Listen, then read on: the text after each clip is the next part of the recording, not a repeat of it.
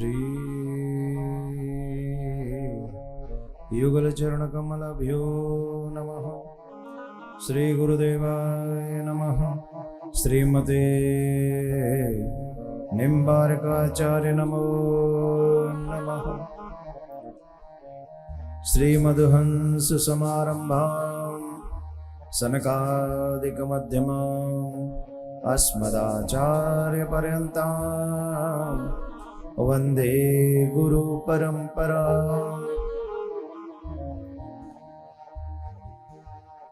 जन्माद्यस्य यतोऽन्वयादितरतश्चार्थेषु विघ्नस्वराट् तेने ब्रह्म हृदयादि कवये मुह्यन्ति यत्सूरयः तेजो वारिमृदां यदा विनिमयो यत्र सर्गो मृषा धाम्ना स्वेन सदा निरस्तकुहकं सत्यं परं धीमहि। नारायणं नमस्कृत्य नरं चैव नरोत्तमं देवीं सरस्वतीं व्यासं ततो जयमुदीरयेत्। व्यासं व्यासकरं वन्दे मुनिं नारायणं स्वयं यत्प्राप्तकृपालोकालोकामुक्तः कलेर्ग्रहात्। श्रीधरं वन्दे श्रीधरेकपरायणं यशैव श्रीप्रसादेन श्रीधरेयं कृतिकृता। राधा भक्तिर्हृज्ञानं ताभ्यां या च समन्वितां तां श्रीभागवतीं गाथां वन्दे युगलरूपिणीं। कृष्णाय वासुदेवाय हरे परमात्मने प्रणतक्लेशनाशाय गोविन्दाय नमो नमः। नमस्ते भगवते कृष्णाय कुण्ठमेधसे राधाधर सुधा सिंधो नमो नित्यविहारिणे। राधां कृष्ण स्वरूपां वै कृष्णं राधा स्वरूपिणं कलात्मानं निकुञ्जस्तं गुरुरूपं सदा भजे। राधा साध्यं साधनं यस्य राधा मंत्रो राधा मंत्रदात्री च राधा सर्वं राधा जीवनं यस्य राधा राधा राधा वाचिकीं तस्य शेषं। श्री राधा मेरी स्वामिनी में राधे तिरुदास जन्म जन्म हुए दीजियो श्री चरणन को वास। वर्षाने की राधिका नंद गाम के श्याम इनके चरणन में करूँ मैं कोटि कोटि प्रणाम। कृष्णं नारायण वंदे कृष्ण वंदे ब्रज प्रियम कृष्णं द्वैपायनो वंदे कृष्णं वंदे ब्रदासुदम्। उपस्थित सभी भक्तवृंद, मातृशक्ति माताएं, बहन भाई बंधु, बाल गोपाल, आप लोग बड़े भाग्यशाली हैं जो आज भगवान श्री कृष्ण की बाल लीलाओं को श्रवण करेंगे।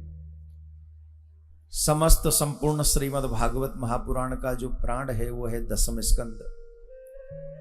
दसम स्कंद में भगवान श्री श्याम सुंदर की ऐसी मनोहारी लीलाएं हैं जिन लीलाओं को श्रवण कर करके हमारा मन भगवान का दीवाना हो जाता है।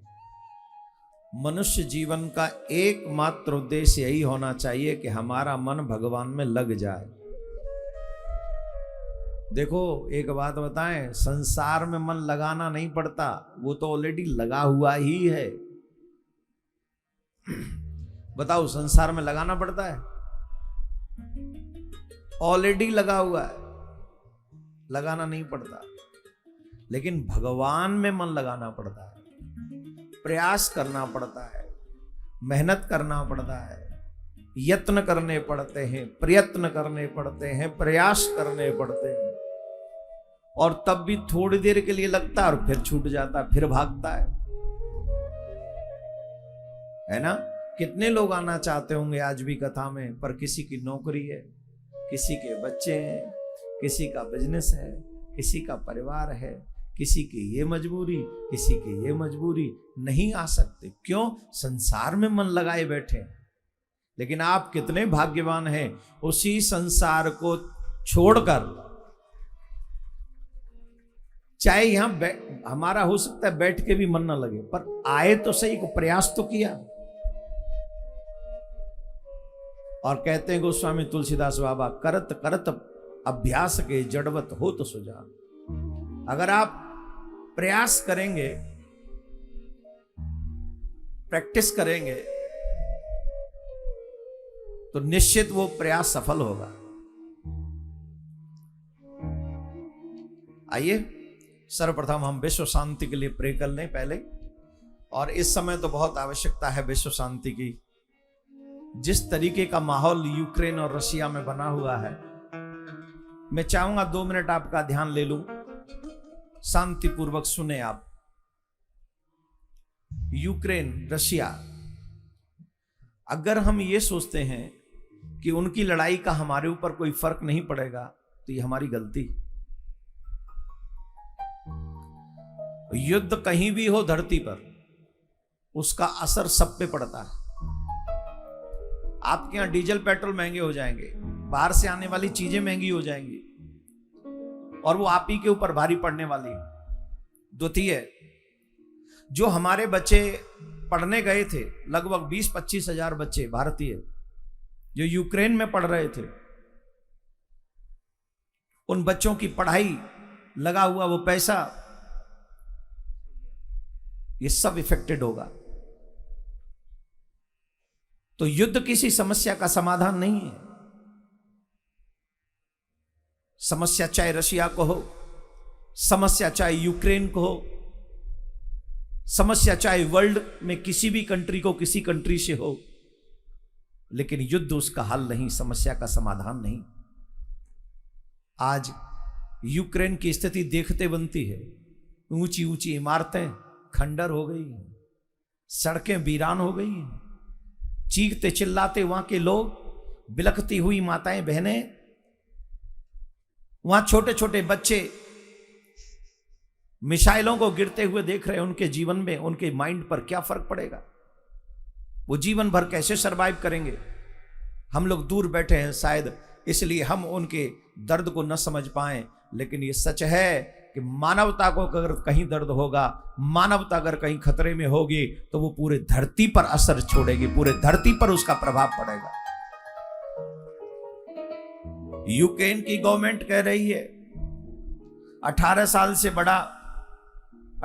से बढ़कर 60 साल तक व्यक्ति कंट्री नहीं छोड़ेगा, ये देश के लिए लड़ेगा। अब चाहे किसी का मन है या नहीं है, फिर भी लड़ेगा। अब उनकी परिवारों के विषय में सोचो, जिनका इकलौता बेटा है या जिन्होंने अभी शादी ही की है, छोटे छोटे बच्चों को जिन माओं को भेजना पड़ेगा या जबरदस्ती बुला लिए गए, उनका दर्द कितना बड़ा होगा। मैं वर्ल्ड के जितने भी समर्थ कंट्रियां हैं उनसे एक निवेदन करूंगा, ईमानदारी से स्वार्थ छोड़कर इस युद्ध को विश्राम की ओर लेके जाइए और बीच में आइए और दोनों को समझाइए, समझौता कराइए। जितना जल्दी युद्ध बंद हो सकेगा उतना ही मानवता के लिए मंगलकारी होगा और शुभ होगा। न जाने कौन सी जिद सवार है सुपर पावर बनने की। अरे जब मानवता ही नहीं रहेगी तो तुम्हारी पावर और सुपर पावर किस काम की? तुम सुपर पावर बने रहो, इसके लिए मानव का होना जरूरी है, लोगों का होना जरूरी है। इसलिए जो एटमी बम का खतरा इस समय वर्ल्ड पे मंडरा रहा है, ईमानदारी से सुपर पावर कंट्रीज जो अपने आप को मानते हैं, वो इस युद्ध को रुकवाने के लिए निस्वार्थ भाव से आगे आए, तब जाना जाएगा कि आप वाकई मानवता के भले के लिए, कल्याण के लिए आगे काम कर रहे हैं। मैं ईमानदारी से प्रार्थना करता हूं ठाकुर जी से, हे नाथ, जितना जल्दी हो सके इस युद्ध को समाप्त कराइए, बंद कराइए, जिससे ये मानवता के चेहरे पर मुस्कुराते हुए वो स्माइली फूल फ्लावर्स हमेशा खिलते रहें, कभी भी उन फ्लावर्स को कोई समस्या ना हो। मैं आप सबसे भी निवेदन करूंगा जो चाहते हैं इस युद्ध को, कि ये युद्ध समाप्त हो, आप मेरे कहने से जब तक ये युद्ध समाप्त नहीं हो जाता, प्लीज आप 11 बार इस मंत्र को आप अवश्य जपें। मंत्र बहुत सरल है, बड़े से बड़े क्लेश इससे समाप्त हो सकते हैं। मैं भी कंटिन्यूस करूंगा और आप भी इसको कंटिन्यूस करें। आइए मैं और आप मिलकर अपने उस मालिक को मनाते हैं, क्योंकि उस मालिक से बड़ा कोई सुपर पावर नहीं है, कोई नहीं है। सबसे बड़ा वो सुपर पावर है, जिस दिन चाहेगा उस दिन वो कर लेगा, तो उसी से प्रार्थना करें। मंत्र कृष्णाय वासुदेवाय हरये परमात्मने प्रणतक्लेशनाशाय गोविन्दाय नमो